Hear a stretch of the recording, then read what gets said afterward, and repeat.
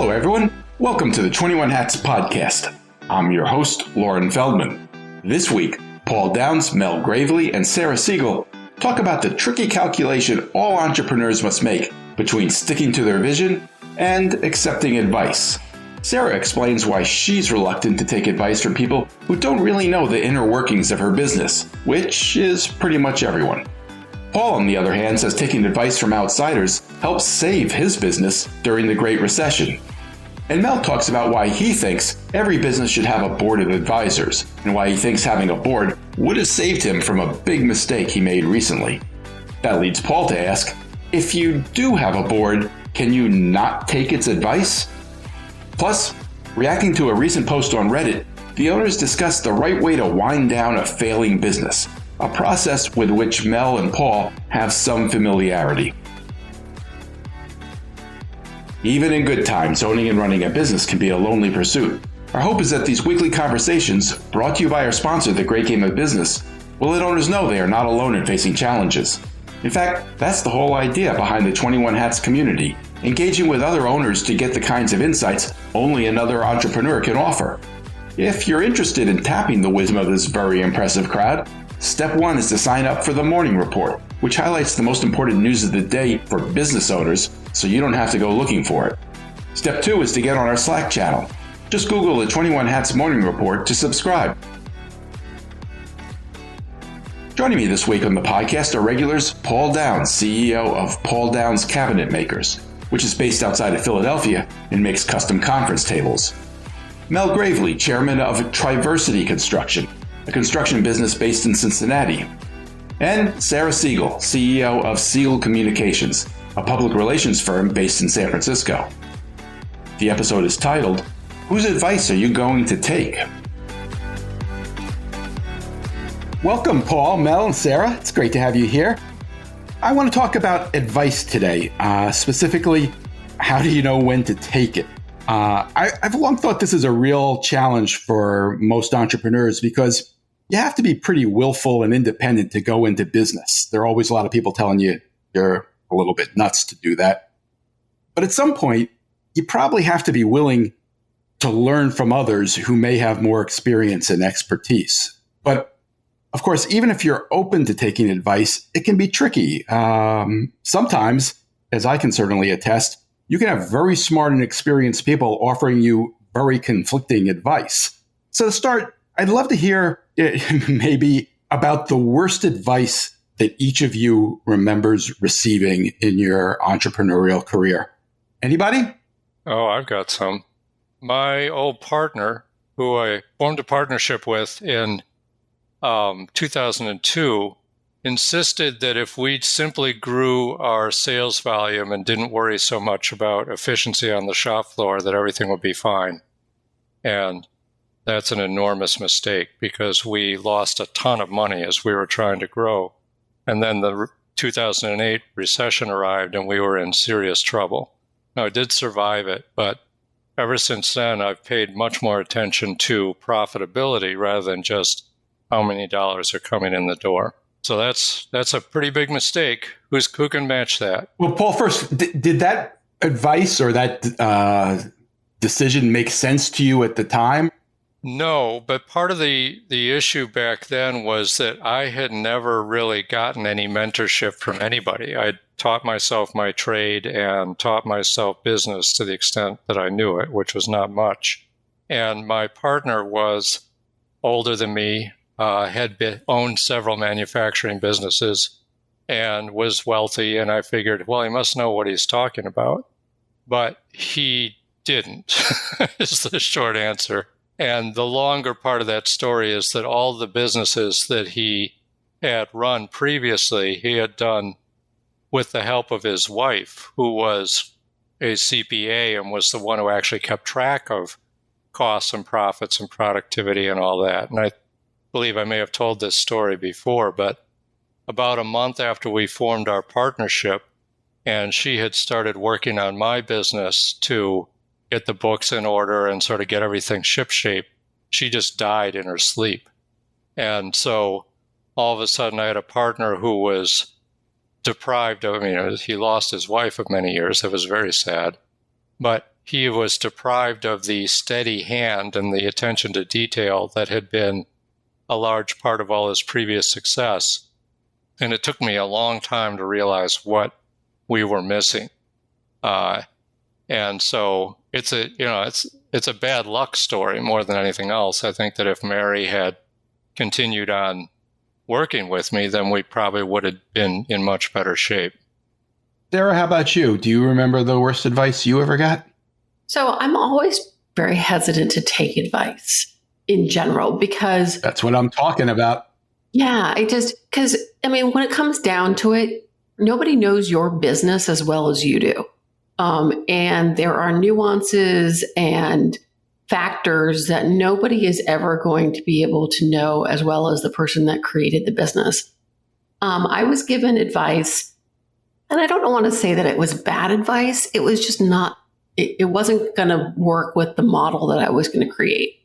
It was advice of not taking any clients for less than $10,000 a month retainer. And I was like, okay, well, that will, if we do that, that will, in my mind, I'm like, that will get us, to a nice cushiony revenue number pretty quickly, et cetera, et cetera. But what it did was it gave me clients that I wasn't necessarily passionate about. They were the clients that had the big wallets and big budgets, but they weren't super interesting. And I passed on clients that I was like curious about and passionate about and interested in and invested in and really wanted to see their success because I was trying to meet that number. And as you know, last year I had some big clients that weren't necessarily in that bucket of having that 10K a month or more leave last year, and it put me in a hole. And so I spent the last 6 months rebuilding a company based on, small to mid-size retainers with more interesting companies that are more in the lifestyle space that make me happy and I'm passionate about, and I like the owners. And maybe it was good advice, maybe it was bad advice, but it wasn't advice that I should have taken.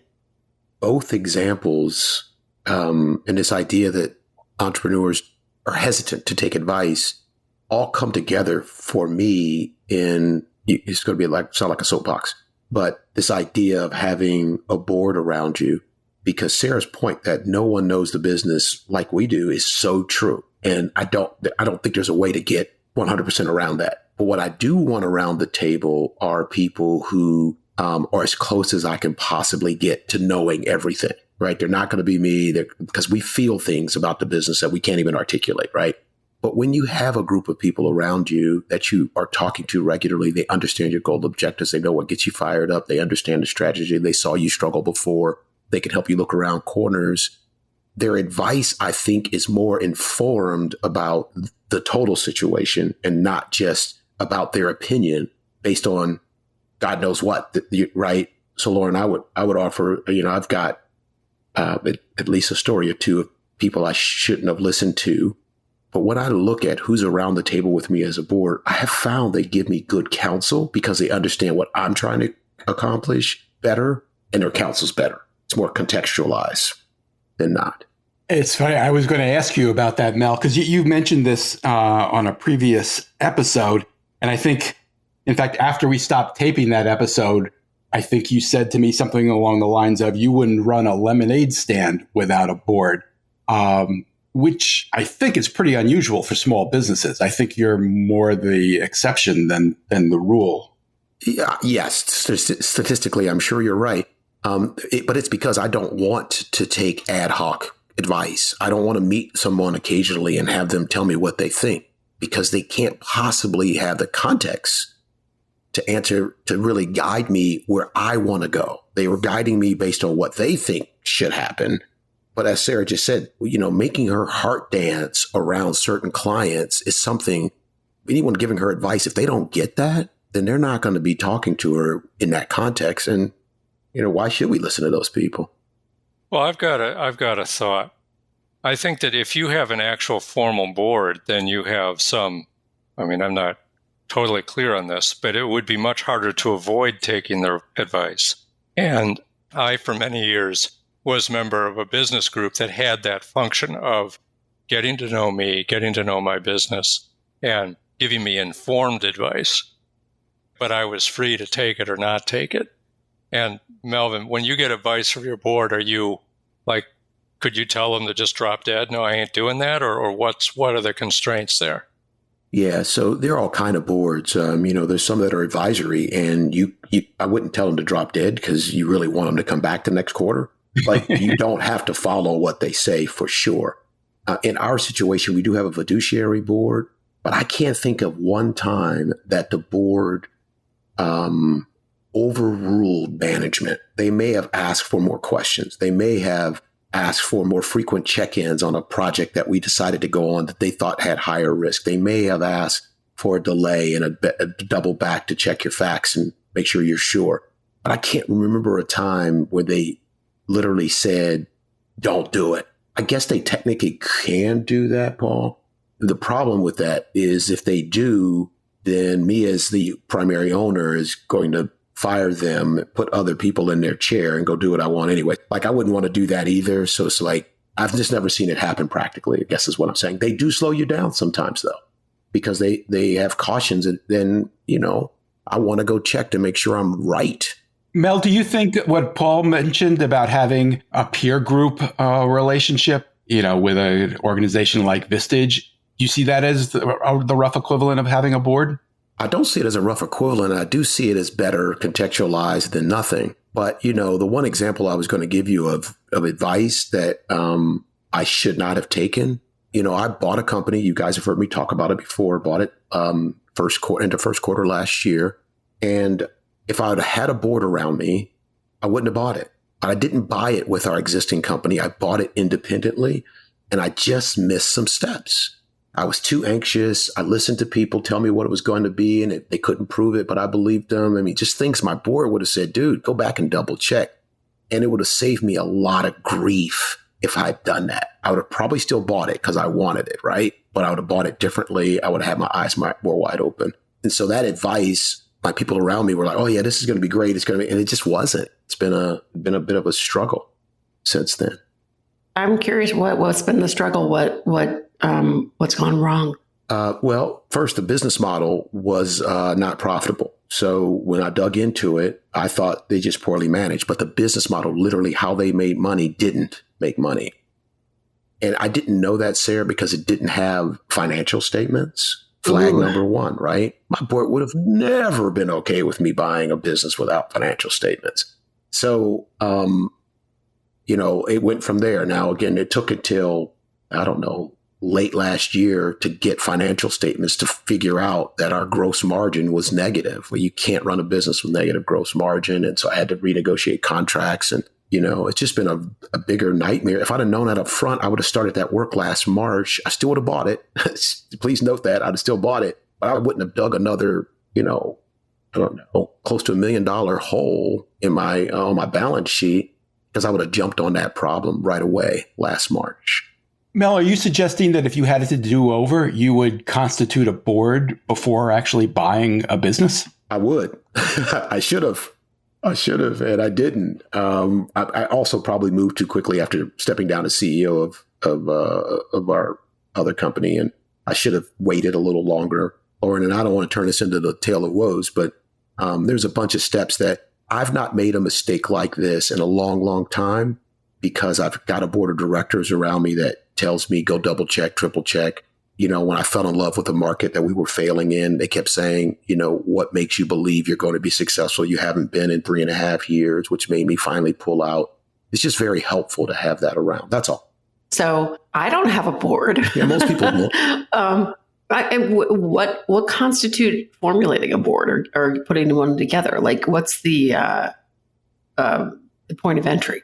Yeah, I mean, for us, we started out with a 3-person board. It was 2 other people I knew and myself to start out with. Now we're up to 7 people now, but it's just people that you who are committed to your success, who are willing to meet with you on a regular basis, and who you are willing to share all of the data with so that they can be the most helpful. All of the data meaning all your plans, all your financials, experience with customers, blah, blah, blah, all of those things. And over time, they come to know the business as good as they can. And it's not going to be as good as you know it. Never is going to be that good. But you'll find they really do bring a breadth of experience. So that's how we got started, though. Just 3 people at that time. And we've grown it to 7 at this point. Do you pay them? We do pay them. But I would tell you that people will do this for you for little or no money. They're probably not going to fly in and pay for their flight and stay overnight or anything like that. But, I've served on people's boards, especially advisory boards where I don't have anything at risk for no compensation because I enjoy watching businesses grow. But we do pay our board members they make roughly around $20,000 a year on our board, which hasn't been revisited in probably 7 years. We probably need to look at that again. Paul, does this give you any thoughts about whether it might make sense for your business? Yeah, actually, I'm still struck by the first thing that Sarah said, which was that she doesn't like to, well, maybe this is not the right way to put it, but she makes a distinction between advice and informed advice. And I actually don't discount just plain advice as much as she might, because I think that exposing yourself to common points of view and commonly accepted knowledge is actually worthwhile, even if nothing else, you're just figuring out why it wouldn't work for you. Knowing that that's the ordinary way to think about some situation is valuable to me. So my problem for most of the time I've been in business was no advice whatsoever. And a lot of that had to do with it started back in the 80s, it just wasn't that easy to get it. And then I didn't really have advice coming in from the outside world till after I started writing for the Times, Lauren. And that was a revelation. Now, those people who were reading what I wrote in the Times and giving me advice were not at all informed. And because the format of trying to digest very complex problems down to a column means you necessarily leave out much of the information. But it's way better than nothing. So I think that as long as you're not asking people who are idiots and know nothing about business, then it's worth hearing more advice. And it's actually not always completely useless to listen to people who know nothing about business, because they're often giving you the perspective of your customer or your employees. And that is something that is also, I think, worth hearing, even if you can think of 10 million reasons why they're just dumb and wrong. It helps clarify things in your own mind why what you think is right. Like you're challenged a little bit, and there's always some value to being challenged. I got some advice last week. It was not informed advice, but it was more like a strategy, I guess. I was on a trip. I was with a colleague of mine, and we were opening a new location for a business owner. It was her 5th location for a consumer-based industry. And I was just chatting with her, and I said, I'd love to pick your brain about how you expanded and kind of your strategy and kind of how you did it. And she looked at me and she's like, it's there's something of 3s where you replicate yourself times 3, and that's how you grow your team. So meaning that I would find 3 versions of myself to hire. And then those 3 people would find 3 versions of their self to hire. And that's how she grows. And that's not informed advice. That's more of a strategy, I guess. But I kind of thought about that and was like, you know what? That's really cool. I like the way that sounds. I don't know if it will work with my business, but it's something that I will certainly mull over and consider, because I've always kind of struggled with how do I grow my team where no one person is overwhelmed. Yeah, and that distinction you just made is just perfect, right? Because what she gave you was kind of a strategic framework to think through. That's very different than don't take retainers under $10,000 a month. That's hugely different, right? That is the $10,000 a month idea is a very specific thing, that has everything to do with who you're serving and how you're serving them. And she couldn't have possibly known that. So her advice could be useful because it's more strategic, high level. Yeah, there's a category of advice that is broadly applicable. One that I've learned is pretty on the mark is every time your revenues double, triple, choose a number, your systems will probably break and you need to rebuild them all. And I've seen that play out in all kinds of different situations. And it's pretty much true that when you start to push more of whatever you're doing through your existing pipelines, you might have to get new pipelines. You might need more capacity. And it's something that you should be aware of. I'm curious, Paul or Mel, did it give you any pause when you heard Sarah say that she didn't like the retainer advice because it pushed her in the direction of taking clients that she wasn't passionate about? I'm wondering if you think maybe getting paid more should be enough reason to get passionate. Oh, I don't think that. When I heard her say that, and I did note it too, Lauren, what I heard was what's important to her business, and she gets to decide. And my advice should be related to what she's decided she wants. And nothing more than that. It's not for me to define where she wants to play. That's her. That's why we're on our own, because we want to define that. So no, it didn't strike me at all. Her challenge then is to make sure she builds a business that keeps all that in balance, makes enough money, and has the kind of client base she wants to deal with. And it almost always works out better. It is a challenge, though. I want to jump in that, why I do what I do has never been about the money. And I used to have a business partner who was a little bit more focused on the money. And I think that was beneficial to me because that's never been something I've cared about deeply. I think if I confine myself to jobs I'm passionate about, I'd still be working alone. And so one of the things that you learn after you've been in business for a long time, and I think this applies to like marriage too, you learn the difference between the hot initial passion of whatever you're doing and what you need to do to sustain it. And in my case, we get calls from all kinds of different people. And a lot of those jobs, I'll be like, geez, I'm not particularly interested in this, but it's revenue and that allows me to support my team.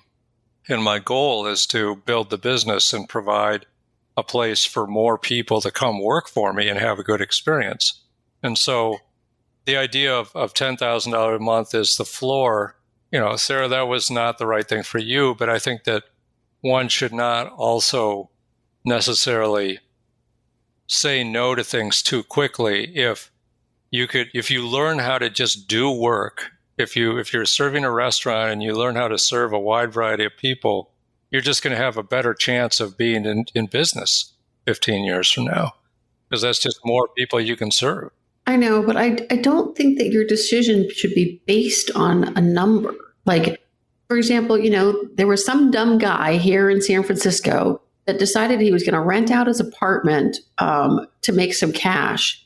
And then he started doing that for other people. And it eventually became this cool company called Airbnb that everybody knows of. But, he probably hired a PR agency. He probably didn't have a lot of money to begin with until he got investors.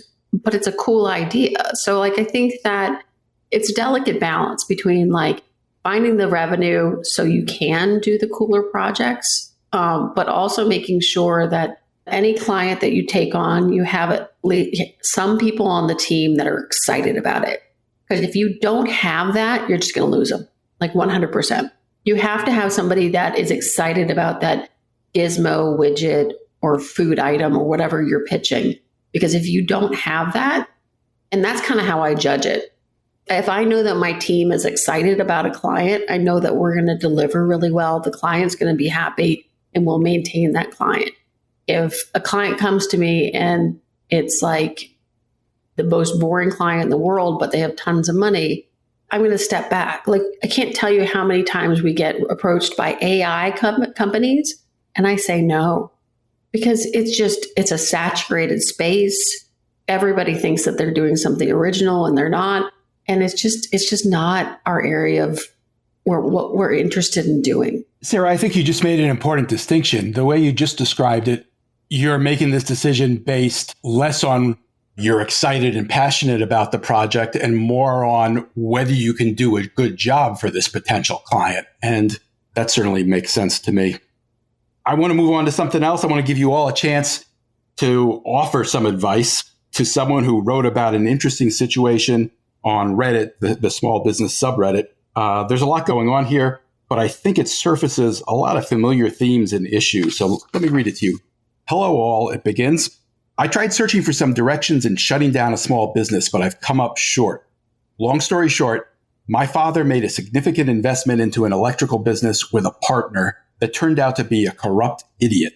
My father has since passed away and the partner has been booted from the business. Now, my mother, with minimal business acumen, has been attempting to run the business over the past few years, although my advice, and the advice of many she's consulted with, was to shut it down, as the financials were in a really bad place. Fast forward a few years later, my mother has sunk an additional $150K into the business with minimal improvement. Her hope was to get the company lean and relatively stable so that she could sell it off to a buyer over the next 12 months. Well, that aspiration has hit a hurdle today as one of the employees didn't pay the past month's sales tax, and now the government has locked the company's accounts with a bond. $20,000 is owed in taxes.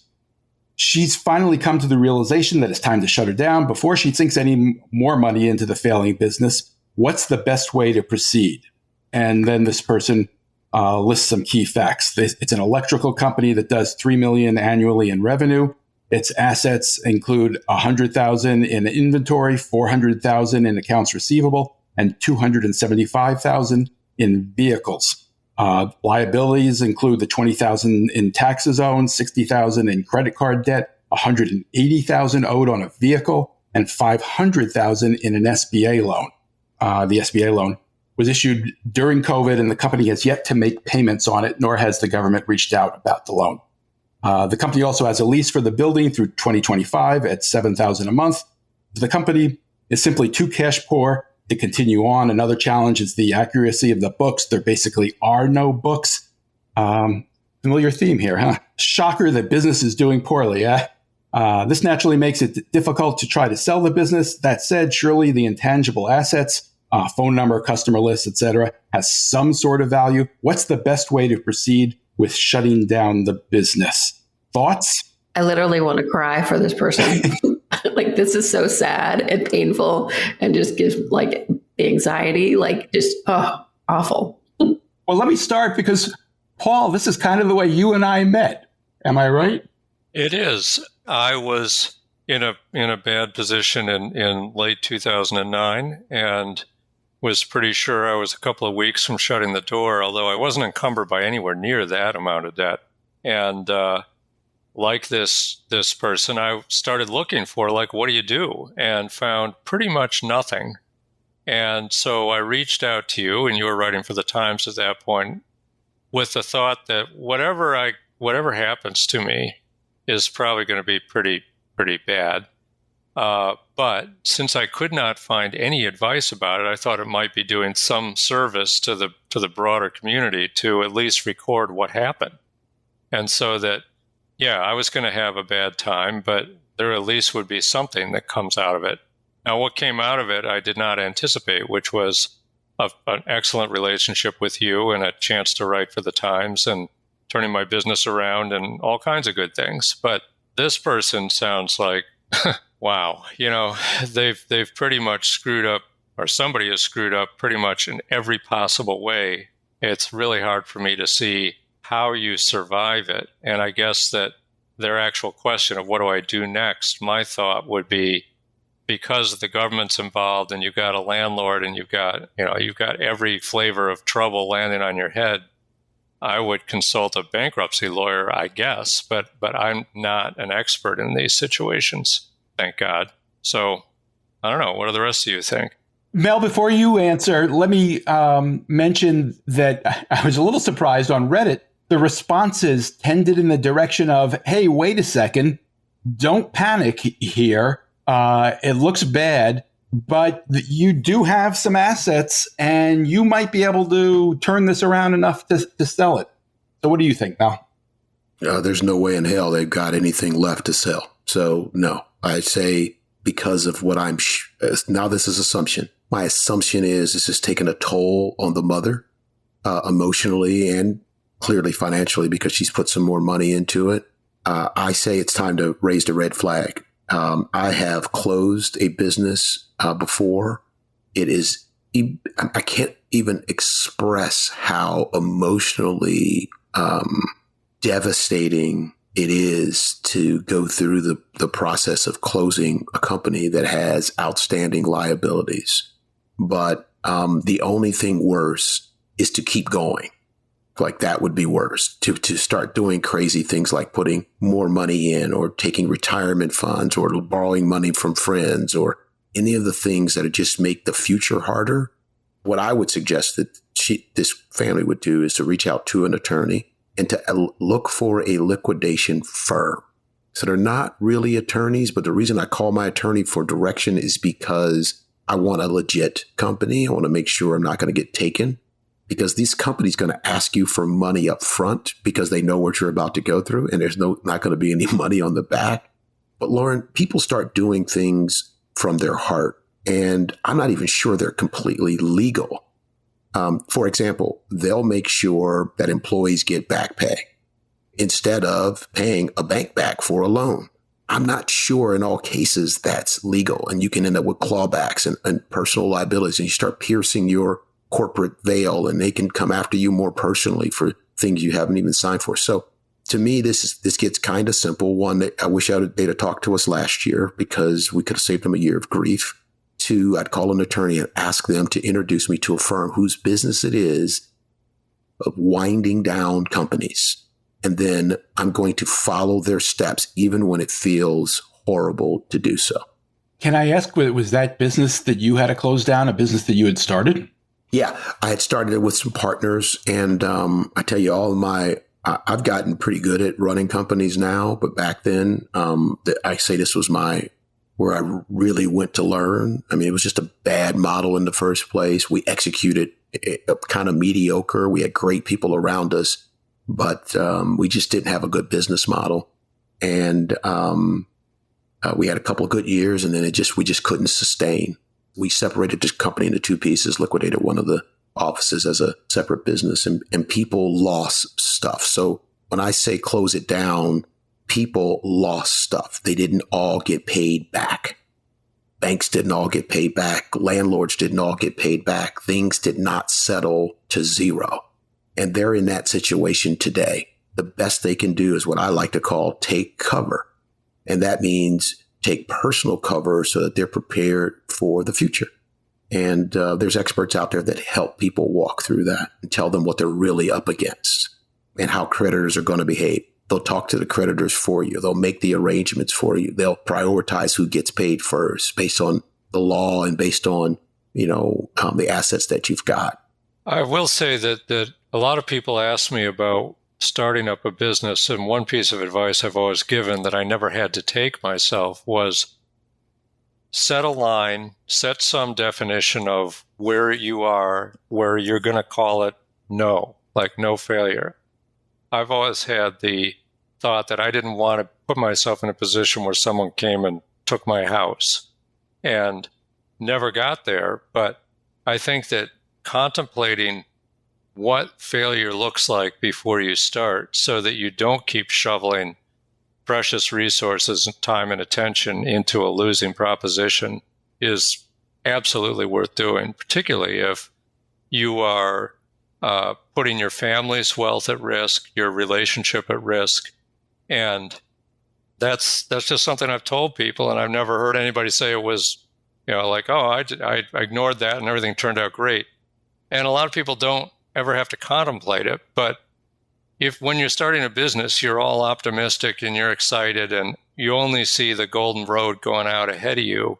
But there are dark clouds coming. And if you can't just say to yourself, okay, this is what failure looks like to me, and when I reach that point, I'm actually going to do something about it, as opposed to just continuing to suffer and let it get worse. I mean, the business in this letter is probably a great example of that. I'd be pretty surprised if problems weren't popping up all the way along. I mean, if you don't have any books after how many years you've been in business, like that's an enormous problem right there. And circling back to where Sarah started this episode, if this person had said to any business person, like, "Hey, I'm operating without books. What do you think of that?" And you don't need to know much about their business or the particulars or this, that, the partnership. You don't need to know anything other than that. That's just a terrible idea. Don't do it. And so I just wish people don't go down a road where it just keeps getting worse and you can't extricate yourself. The reality is a lot of businesses fail. How do you run a business without books? It can be done, apparently, for a while. Mel, you've seen a business. $3 million in revenue? Like, Yeah. I can't wrap my head around that. Yeah, me either. And if I hadn't seen it for myself, I wouldn't have believed it. But it's relatively easy, Sarah. That you simply take in what you take in, and you send out what you send out, and you do the taxes at the end of the year.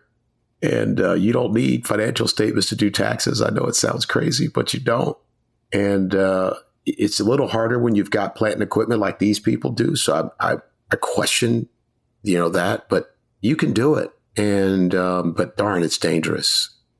Well, I think that the other thing is that there's books and there's books. So for 16 years, I operated basically without books because I didn't know what they were. Now, I bought myself a copy of QuickBooks in like 1993, set it up any old way I felt like. So I had some record of what was going in and out. But actual books, I didn't have anything like it until my partner's wife set us up. It was shortly after she got everything in shape with an actual chart of accounts and some basic cash management systems. That's when she unfortunately passed away. But you can do it for a long time as long as there's money in your bank account. Yep. And the other thing is that if you start a little business by yourself and you don't do anything that's just like blatantly illegal or dangerous, nobody's going to look over your shoulder. You could do it however the hell you want, and you can be as bad at it as you feel like. And as long as you can continue to keep the plates spinning or the balls in the air, nobody's going to come shut you down. Now, it sounds like the people in this letter went way beyond that point. I just don't see how you can strategically grow, build if you aren't watching what you're doing. Like today, I'm really excited. I have a gentleman coming in who's a fractional CFO, and he works particularly with PR agencies because I need somebody who can help me look at the numbers and plot our course for growth. And I don't know how I would do that without somebody looking at my books and having books that were clean and tidy and accurate. How do you? I guess you can grow by default, but you can't grow strategically unless you understand your numbers. Totally agree. I disagree. I'll tell you exactly how I did it for a long time, which was that I produced a product and did fairly effective marketing that brought a greater and greater number of people to my door every year.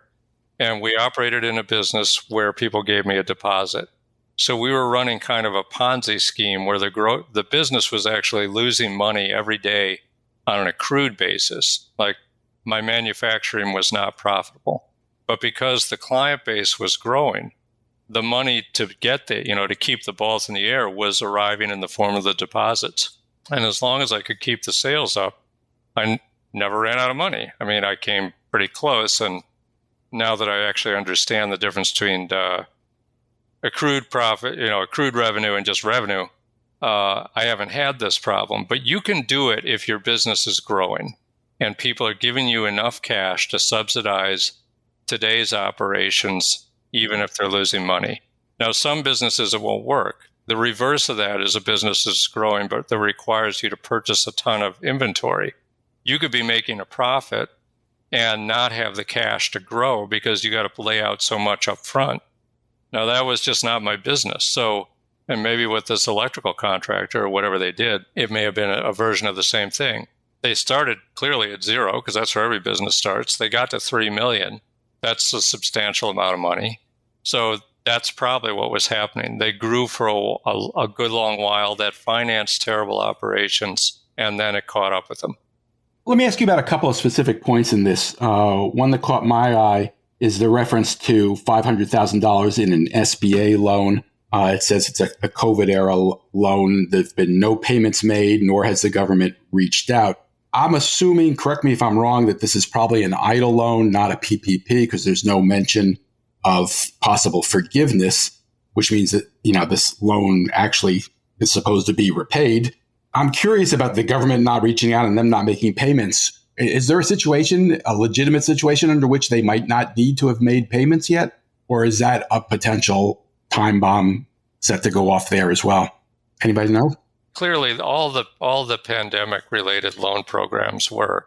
The administration of them has been subpar, and you can hardly blame the people who are actually trying to do it, because all of a sudden this necessity to shovel out a couple of $1 trillion in 60 days or whatever it was, and then keep track of it and get it back eventually. Like, Congress put whoever is administering that program in an impossible situation. And the fact that nobody's come knocking on the door yet doesn't mean that nobody's coming knocking on the door. So I would absolutely treat that as something real.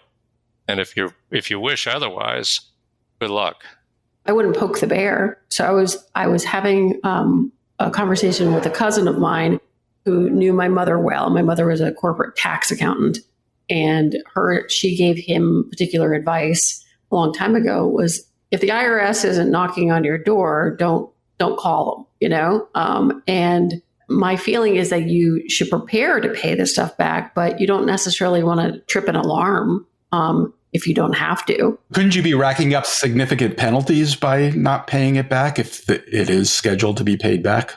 Sure. Yeah, I don't know anything about the particular loan. But here's what I would say. I wouldn't pick any one of these individual items and start trying to deal with them. That is the mistake.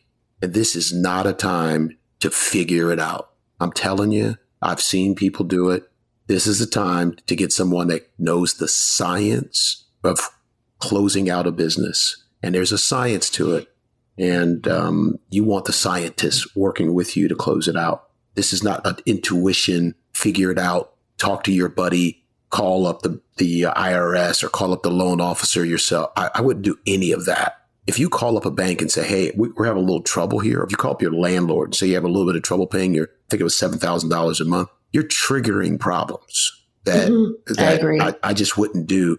I'd solve this holistically. It's the only hope of that family getting out of this with anything less than skid marks on their knees. I think that's great advice. That's absolutely, just for what it's worth. In 2009, when I was really in trouble, I just sent an email to my landlord and said, hey, I'm in trouble. Could we do something here? Can I skip a month's rent?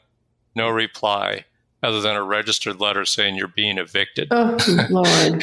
So I was Nice like, guy. Okay, well, that's not going to work. He actually isn't a terrible guy, but he just sent the message in a very clear manner. Like, you could screw anybody else on your list, not me. And so I started paying him, and we're still buds 20 years later. But as Mel said, this is really a big problem, and it requires a real solution. I'm sure Mel's right about that. I brought up the $500,000 loan more just I wanted to call attention to it in case somebody out there with a viable business is sitting with a loan and hasn't heard from the government yet. And in that same spirit, I would ask about the issue of, I guess, how did he put it? One of the employees didn't pay the past month's sales tax, so now they owe $20,000. Do you guys consider that an acceptable excuse? An employee just didn't file it? No. Can I just make a comment on that, the loan you brought up? What I would do if there's a legitimate ongoing concern, it has a outstanding loan to the government, I would say you need to understand the terms of that loan. And somewhere they're written. What are the terms? What are the expectations of this loan? And I would at least understand those, right? So you should know if there are penalties. You should know if there are payments due. You should know when the timing is. You should know that stuff. Yeah. As far as that comment about the back sales taxes, it didn't sound completely accurate to me, because a month behind on sales taxes doesn't get your account locked, and it doesn't trigger a $20,000 bond penalty. So they're probably more than 30 days behind in my mind, because 30 days, the government just couldn't even figure out you're behind in 30 days, let alone lock your account. No, I agree. I'd agree with that. I mean, and the number sounds like 1 month sales tax is 20,000, like 6% or whatever in Pennsylvania. You would be doing a ton of business in that month. So, yeah, something's off here. Well, now that I look at this, it's written a little bit ambiguously. It's not 100% clear that it's 1 month. It could be multiple months. Right. It has to be. Doesn't have, anything can happen. Have you miss a month? Anything. Legit, illegit, it could just happen. They do see that as theft, though. That and withholdings from employees' checks, they see it as theft. You took money from an employee, or you took money from a customer that was meant for someone else, and you kept it. That is theft. So they do treat it very aggressively, but not 30 days, lock the account and throw away the key. That doesn't happen. I don't think that happens. I mean, all the people who are suggesting that this business can be saved are ignoring the fact that they're like, who the hell is managing this That's service? Right. Yeah. Like, wait, the people who got you in there are going to get you out of there? And I don't think so. I don't either. Yeah. And there's nothing there to sell. So it's not like some white knight's going to come in and, used trucks, they're not worth much. In defense of Reddit, I would just say, I don't think they were thinking that continuing on this path with the same people in charge was going to solve anything. I think they were looking at the $3 million in revenue. Got it. Some of them, I think, put some misplaced hope in the $400,000 in accounts receivable, but they were looking at it as, there's something to work with here, and maybe it's salvageable, at least to sell it for something. Sell for parts. Yeah. Yeah, and I think the liquidation firm, I'm using that term, I really don't even know that's the actual name, but your lawyers will guide you the right way. They'll let you know that. They'll help you through if a customer list has value. They want to, bring in as much as they can, but this team needs to get away from this thing because they're not the people to take it home. I mean, there are businesses that are distressed, mildly distressed, that you could probably sell, like the worst house in a nice neighborhood, but this is just a crater with smoke coming out of it. So I don't think there's anything much to salvage here. All right. Well, if nothing else, it is a cautionary tale for why business owners should listen to advice. My thanks to Paul Downs, Mel Gravely, and Sarah Segal, and to our sponsor, The Great Game of Business, which helps businesses use an open book management system to build healthier companies. You can learn more at greatgame.com. Thanks, everybody. One thing before you go. Everything we do at 21 Hats is created by entrepreneurs for entrepreneurs to help us all learn together. So if you get something out of this podcast or out of the morning report, please tell a friend, tell an enemy, tell every business owner you know. Your word of mouth, entrepreneur to entrepreneur, will always be the most effective way to build this community for all of us. Thank you. It means a lot. This episode was produced by another entrepreneur, Jess Stuberon, founder of Blank Word Productions. Thanks for listening, everyone.